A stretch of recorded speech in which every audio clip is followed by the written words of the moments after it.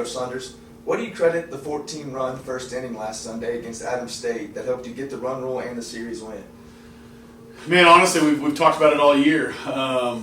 We've been trying to kind of put together really good at-bats, and it seemed like for the first time, and we were better against Emporia. The results didn't show it, and I think better through the weekend. But when you finally kind of put it all together there on Sunday, you kind of saw it. Like we had long at-bats, and we had no strikeouts. You know, guys weren't up there trying to see how far they could hit. You know, it was blowing. It was a typical Weatherford day, kind of like it is today.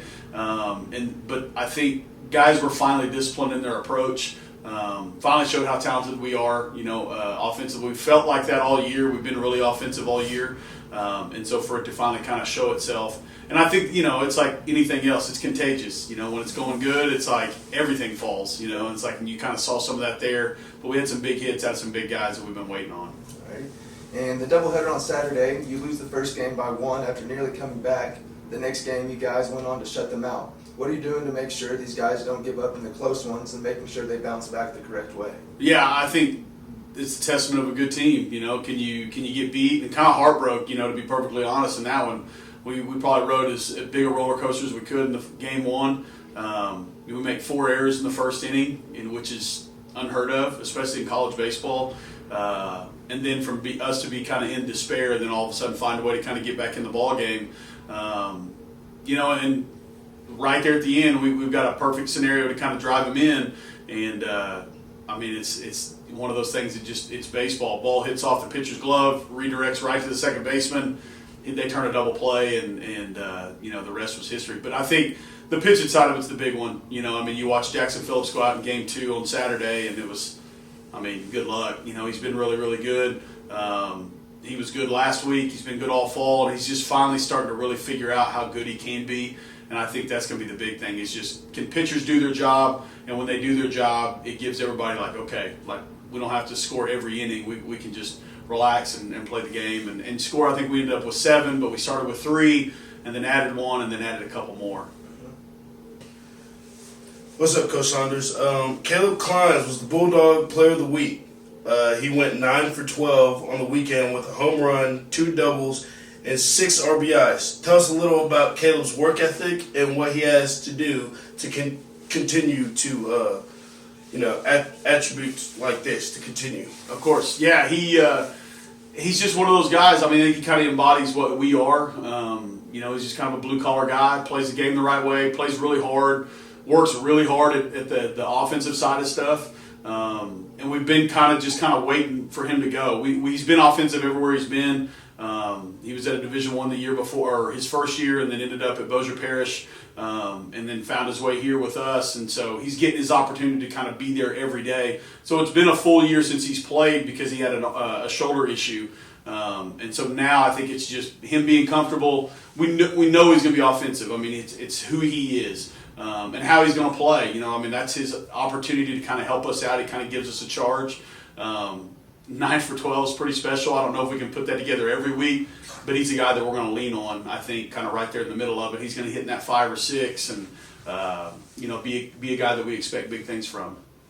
Okay, and then this week you traveled to Arkadelphia to play a 3-game series against GAC opponent, Henderson State. Yeah. Tell us a little about their team and what it's going to take to continue the wins in the GAC. You bet. Yeah, I think Coach Hooten probably does as good a job as anybody when you talk about year in, year out. I'd probably say him and Coach Pettigrew over at Southern Arkansas, they just do it the right way. They recruit kind of the same style of kid for their program every year. It's always going to be really athletic kids that run really well, but they play the game the way it's supposed to be played. They play fast.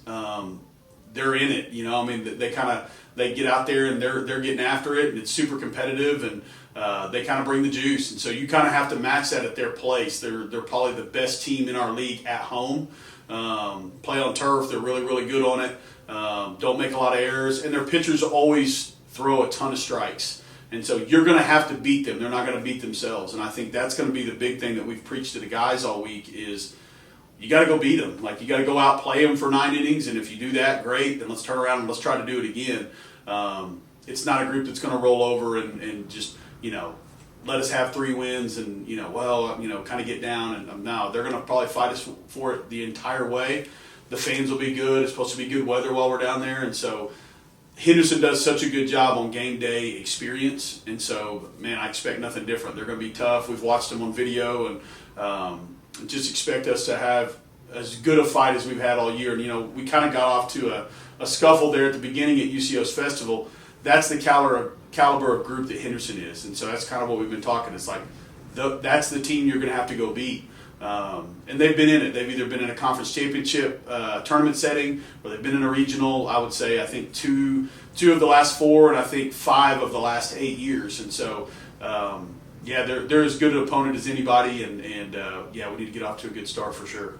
Coach, tell me, what do you emphasize the most before big games like Henderson? What do you emphasize on, and what do you touch on before big games and tell your players, we got to go and we got to get after them early and stuff? What do you emphasize? Of course, it's I think with anybody, and especially like you take college males too, it's like you don't have to tell them to get up for it. It's like I'm jacked up and I don't get to play, and so it's one of those things that part's easy. The hard part is you try to just tell them like, hey, you're enough. Like, be us. We don't have to be anything else but us.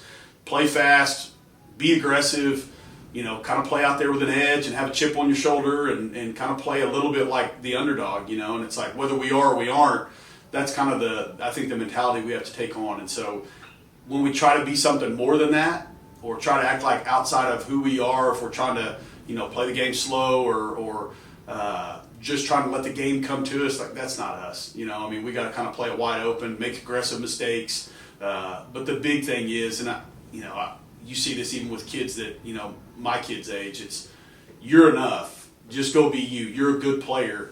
Just go be a good player. Like, just go be yourself. You don't have to try harder. It's not like, I used to tell myself all the time, got to play better for this one. You don't have to play better. You just got to be you. Like, be as good as you could play. And if you are, then, man, I like our chances. I like our group. We're going to give them all that they want, I think, this weekend. And I think it's kind of our MO here at Southwestern, and so expect no different for sure.